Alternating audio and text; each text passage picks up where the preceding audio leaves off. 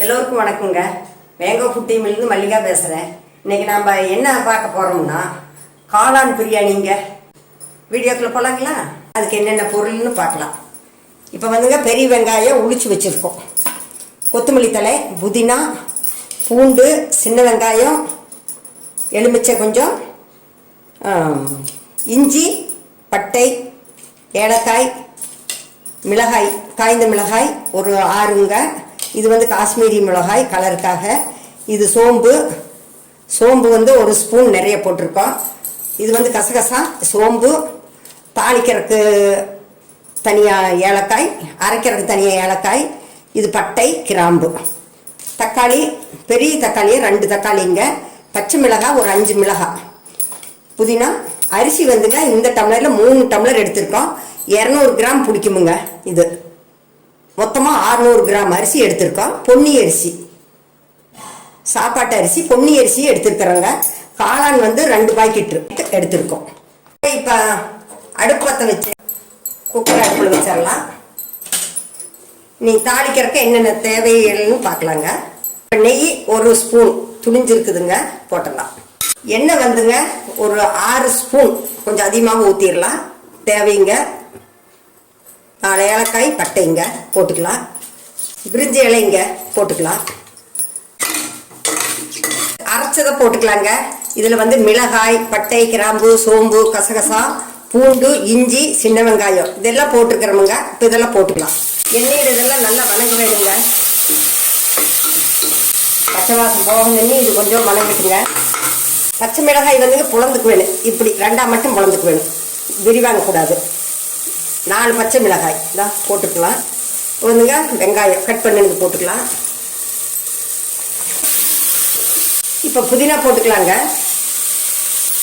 நல்லா ஒரு கைப்பிடி போட்டு. இப்போ தக்காளி இஞ்சி போட்டுக்கலாங்க.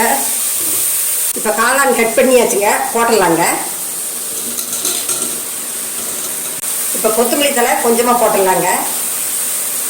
இப்போ தேவையான அளவு உப்பு போட்டுக்கலாங்க. இது கொத்தமல்லி தூளுங்க. கொத்தமல்லி, சீரகம், மிளகு 3 சேர்ந்ததுங்க. 1 ஸ்பூன், பெரிய ஸ்பூனில் 1 ஸ்பூன். மஞ்சள் தூளுங்க ஒரு 1/2 ஸ்பூன் மட்டும் போடுறோம். ஒரு கிளறி மூடி வச்சிட வேணுங்க.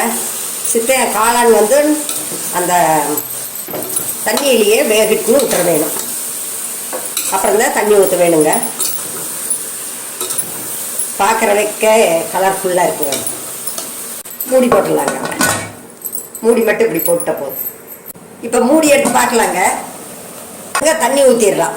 இதில் வந்து 6 டம்ளர் தண்ணி நிறைய ஊற்றிட வேணும். ஒரு டம்ளர் அரிசிக்கு 2 டம்ளர் அரிசி தண்ணி வந்துங்க நிறையா. இப்போ தயிர் போட்டுக்கலாங்க. இந்த கரண்டியில் ஒரு கரண்டி நிறையா. இப்போ காளான் வந்து இப்போ ஓரளவுக்கு வெந்திருக்கு. நம்ம வந்து அரிசி போட்டுக்கலாங்க. அரிசி போட்டுடலாங்க. கிளறி விட்டுக்கலாங்க அரிசி போட்டதுக்கப்புறம். இப்போ மூடி வச்சிடலாங்க. விசில் வருதுங்க.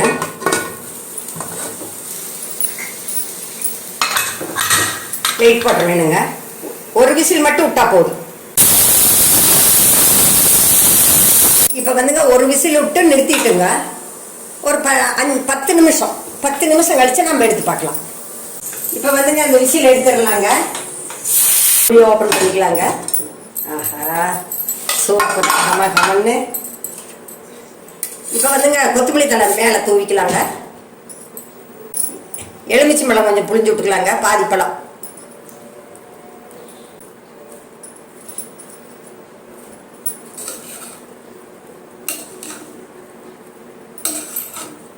இப்போ காளான் பிரியாணி ரெடி ஆயிடுச்சுங்க. இப்போ வந்து அதுக்கு தொட்டுக்கிறதுக்கு வந்துங்க தயிர் பச்சடி, மாதுளம்பழம், கொத்தமல்லி தழை, வெங்காயம், எலுமிச்சை பழம் இதெல்லாம் புளிஞ்சு விட்டா தயிர் பச்சடிங்க. இதுக்கு வேணும்னா என்ன சைட் டிஷ் வேணும்னா அப்பளம் இப்படி எல்லாம் பொரிச்சுக்கலாங்க. நீங்களும் இதே மாதிரி காளான் பிரியாணி இதே அளவில் செஞ்சு பாருங்கள். உங்களுக்கும் பிடிச்சிருக்கும்னு நினைக்கிறோம். பிடிச்சிருந்தா லைக் பண்ணுங்கள், ஷேர் பண்ணுங்கள், சப்ஸ்கிரைப் பண்ணுங்கள். நன்றிங்க.